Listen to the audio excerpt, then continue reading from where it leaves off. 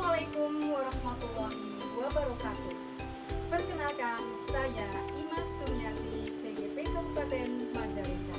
Pada sesi koneksi antar materi ini, saya akan menyampaikan beberapa hal, yang diantaranya yang pertama, kesimpulan dari pemikiran-pemikiran Ki Hajar Dewantara di modul 1. Prinsip-prinsip dasar pendidikan menurut Ki Hajar Dewantara diantaranya Ing Harso Singkiodo, Ing Madya Mangunkarso, Uturi Handayani. Pendidikan memberi tuntunan terhadap segala kekuatan kodrat yang dimiliki anak untuk mencapai keselamatan dan kebahagiaan. Diibaratkan, pendidikan adalah tempat persemaian benih-benih kebudayaan dalam masyarakat, bersifat luas dan luas serta adanya sikap menghargai dengan ikhlas terhadap anak tanpa pamrih.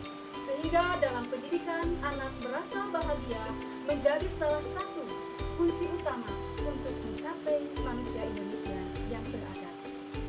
Pengajaran merupakan proses pendidikan dalam memberi ilmu yang berguna untuk mencapai kecakapan hidup anak secara lahir batin dan merupakan kunci utama untuk keberhasilan.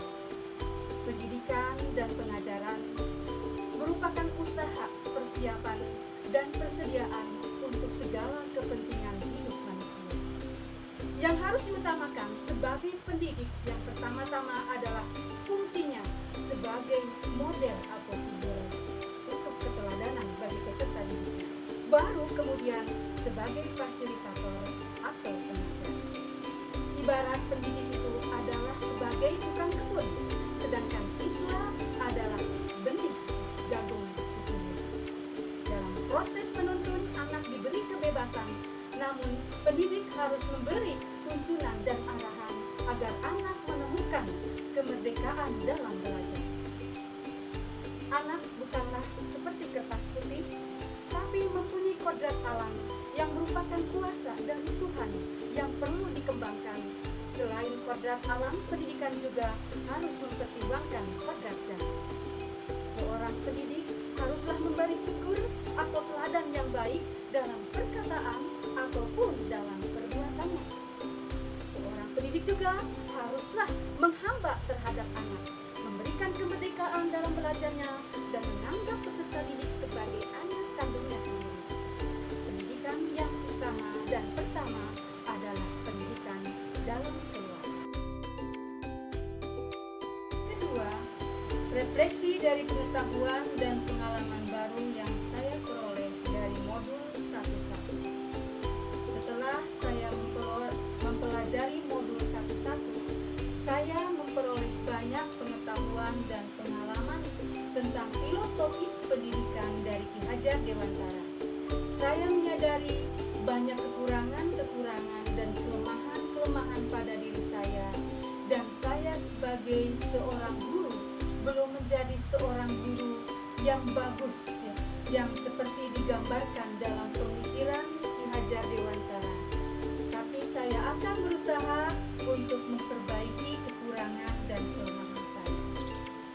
Yang ketiga, konstruksi proses dan suasana kelas yang mencerminkan pemikiran Ki Hajar Dewantara. Proses pembelajaran dan suasana kelas yang mencerminkan pemikiran Ki Hajar Dewantara diantaranya yaitu pembelajaran harus berpusat pada anak, mengembangkan minat dan bakat pada siswa, menciptakan suasana belajar yang merdeka, tidak selalu berada di dalam kelas, mengembangkan proses belajar sambil bermain sehingga terciptanya rasa bahagia pada diri anak sendiri. Terus guru juga menjadi figur yang baik untuk membentuk anak-anak dan membentuk karakter dan budi pekerti bagi anak. Guru harus memberi dukungan kepada anak untuk selalu belajar dengan rajin, mengembangkan bakatnya, menghargai perbedaan dan karakteristik anak-anak, dan memotivasi anak untuk aktif dan kreatif.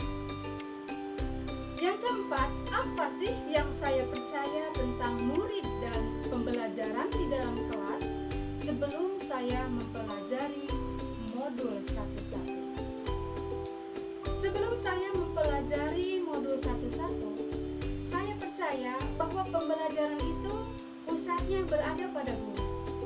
Guru harus selalu mengatur siswa, dan siswa harus patuh kepada aturan yang dibuat oleh guru. Materi pembelajaran tidak bebas, jadi harus berpacu kepada kurikulum nasional sepenuhnya.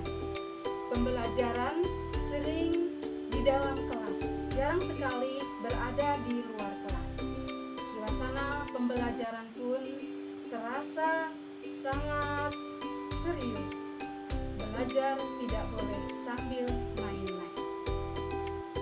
Yang kelima, apa yang berubah setelah mempelajari pemikiran Ki Hajar Dewantara?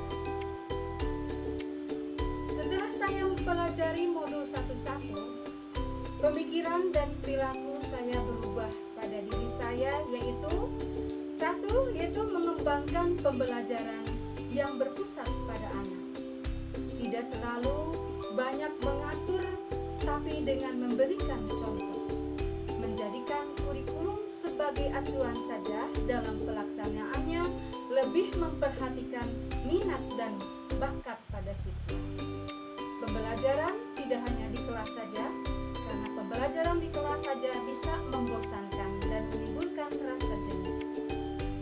Siswa diberi kesempatan untuk mengemukakan pendapatnya, sehingga terciptanya suasana belajar yang menyenangkan. Yang keenam, apa yang bisa saya segera lakukan, segera terapkan yang lebih baik agar kelas saya mencerminkan pemikiran Ki Hajar Dewantara? Saya akan memulai dari diri saya dengan cara menata diri saya, yaitu baik dari perilaku, kebiasaan, kedisiplinan, memperbaiki kelemahan dan kekurangan saya, menjadikan diri saya sebagai figur dan contoh yang pantas digugu dan ditiru. Lalu menggalakkan sikap sopan, santun, dan saling menghargai dan menyayangi pada diri anak. Pembelajaran akan lebih difokuskan kepada siswa dan menciptakan suasana yang merdeka belajar. Siswa dimotivasi aktif dan kreatif.